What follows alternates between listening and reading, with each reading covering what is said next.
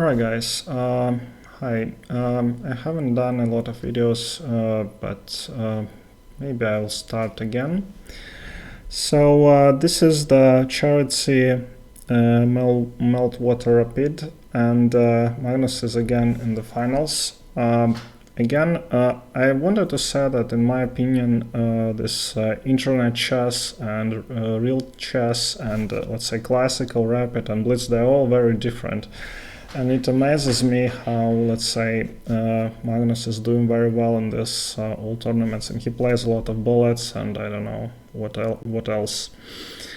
For instance, Botvinnik, he hasn't been playing blitz ever. Yeah, he was just playing this classical chess, and Magnus still dominates all over the board. And so young Krzysztof is younger, and I don't know, he should do better, I think, on the internet, but he plays Magnus, and this is a one-way match. Alright, so let's see this game. Magnus plays black, e4, c5, his second best move. I think Magnus is really ready for all kinds of complications. And e5 is playing according to, I don't know, like standard play, which is Magnus does very well the static positions, but not that exciting for him. Knight c6, I think this now is the main move. d6 is a bit weaker. Knight c6 gives black more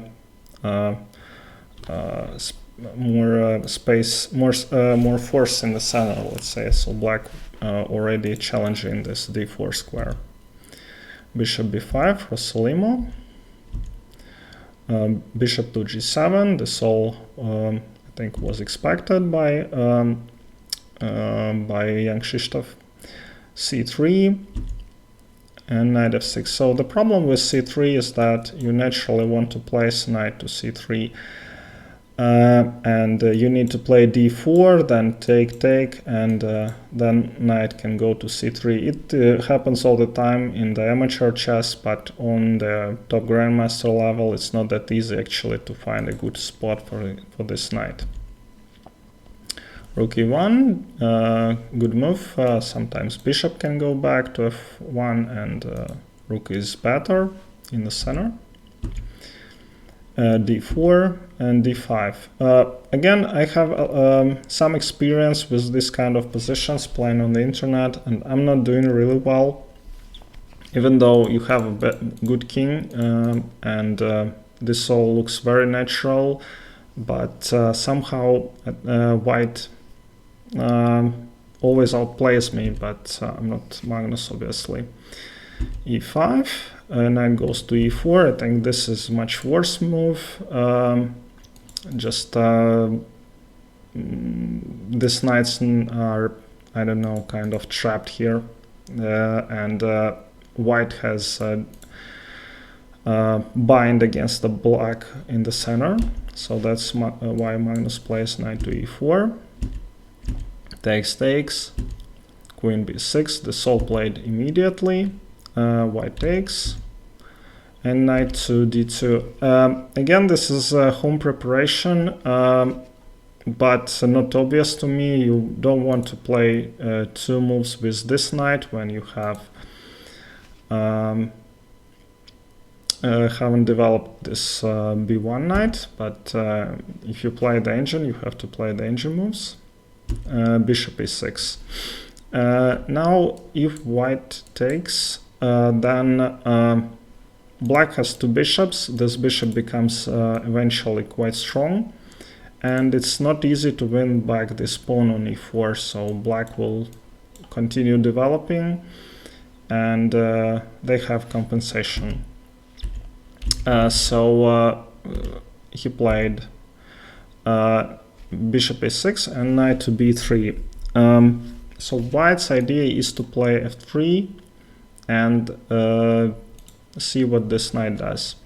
And again, Magnus showed excellent preparation. Already this move took 4 minutes from Duda, and Magnus played f5, the move which I would never consider, because I wouldn't just be able to see it as, but it's an ancient preparation. You can notice that you cannot jump here, and after f3 the only move which saves the knight is f4, counter-attacking. Bishop c1, the best move for white, but again, if you don't know the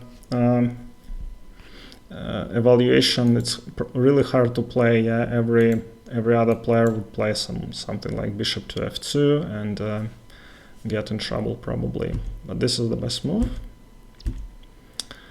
Knight to g4, as knight has nowhere to go. h4, and in this position, I don't know whether Magnus saw this idea or it's still an engine preparation. So I would just automatically play back and I don't know, accept this position. I don't think that engine says that white is much better, close to winning. But I'd say that h4 is bad. I have two bishops. I'm a little bit ahead in development, but engine says that white is winning. So here the move of the day is for me this move. Yeah, he just goes back and he sacrifices piece for basically some positional advantage. So he takes, and queen takes e4, bishop to d5. So what happens here? This whole piece is this piece moved twice. This piece doesn't do anything, and Magnus already developed his king castle. This pawn goes to f3, and this pawn here is very suspicious. So this is a classical, I don't know, classical piece sacrifice because of this positional advantage, an advantage in development. So let's see what happened next. f3, you want to open up this file. You cannot close the position with g3 because f2 will fork the king and rook. Takes, and queen e6. I don't know, for me, engine says that black is doing very well, that only bishop g5 like saves the position, but it doesn't make any sense for me. And it's ridiculous how this is strong. Yeah, you notice that king cannot run because it's cut by this rook on f8, and this is a big threat.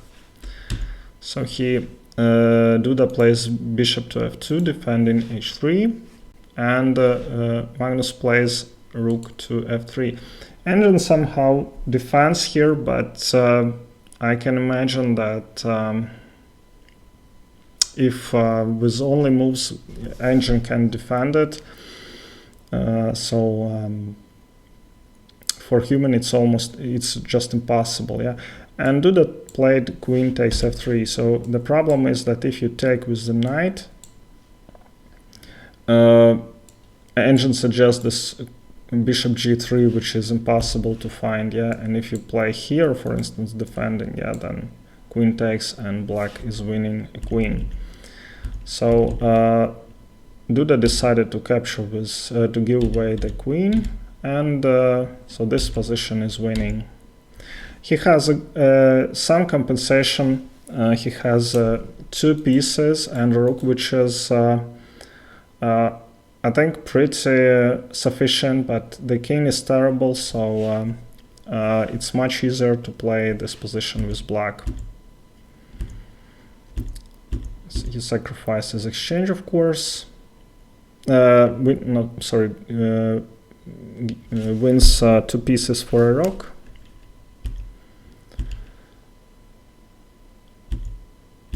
If he takes here, then it's queen f5, winning this rook on e4, because the c3 is controlled by the bishop. And in this, so he played here, a5. Yeah, queen is extremely strong in open positions, which is here on board. And in this position, Duda resigned. All right, thank you very much for watching and see you next time.